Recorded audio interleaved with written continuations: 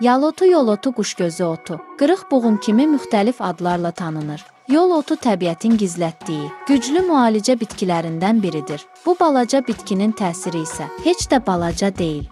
Sidik yollarını təmizləyir, börəklərdəki duz mikrofloranı və iltihabı azaldır, bədəndəki toksinləri, şişkinliyi və ödemi təmizləyir. Ən çox nə üçün istifadə olunur? Yal otu qədimdən börək qumu, sidik yolu infeksiyaları, sistit və ödem üçün xal, təbabətinin əsas bitkilərindən biridir.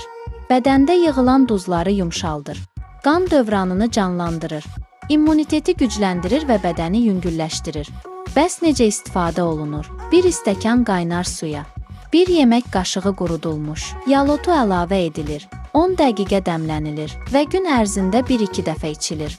Pörtlədərək bişirilib yeyildikdə də faydalı təsir edir. Həm çay, həm də kompres olaraq istifadə olunur.